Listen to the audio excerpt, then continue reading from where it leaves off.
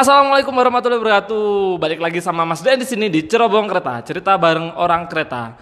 Nah, kali ini Mas Den nggak sendiri lagi. Mas Den sama teman Mas Den, seorang PPKA yang menerapkan hidup sehat dalam kesehariannya. Langsung aja kita tanya-tanya ke Mas Wahyudi. Mas Wahyudi kan seorang PPKA. Gimana sih ceritanya dari pertama kali masuk kereta, rekrutmen itu seperti apa? Dan sekarang Mas Wahyudi ditempatin di mana? Ya dulu awalnya saya ikut rekrutmen tahun 2011.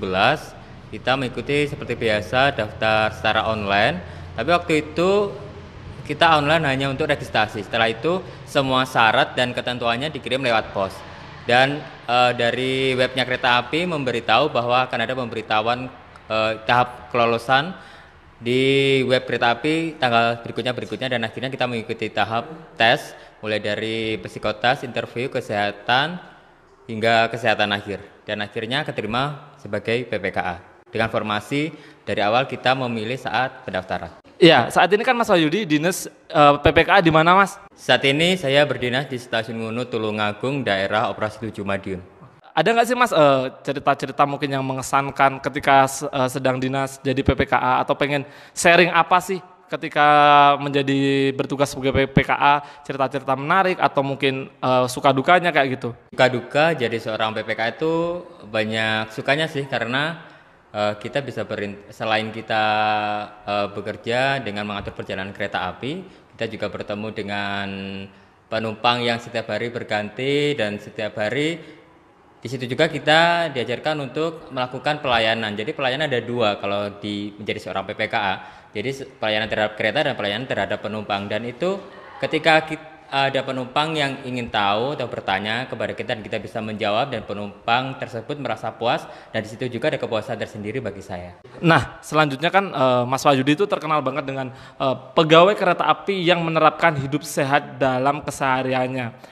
Ada nggak sih yang pengen disampaikan ke teman-teman bagaimana caranya hidup sehat, mengikuti trennya, bukan tren sih, mengikuti gaya hidup Mas Wahyudi agar tetap selalu prima, kondisinya prima, sehat, seperti itu?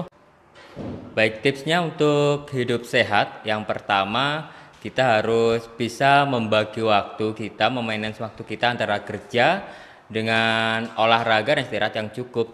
Kalau yang saya lakukan, yang pertama saya itu paling hobi olahraga dengan olahraga fitness. Sehingga selain olahraga fitness yang rutin saya lakukan, pola makan yang saya lakukan pun juga harus konsisten.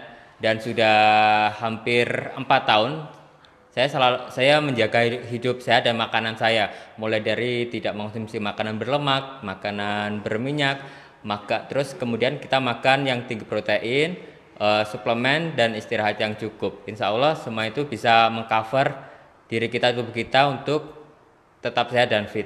Nah, Mas Wahyudi, yang terakhir, ada nggak sih tips-tips buat teman-teman yang pengen masuk kereta api, apa yang harus dilakukan atau apa yang harus dipersiapkan?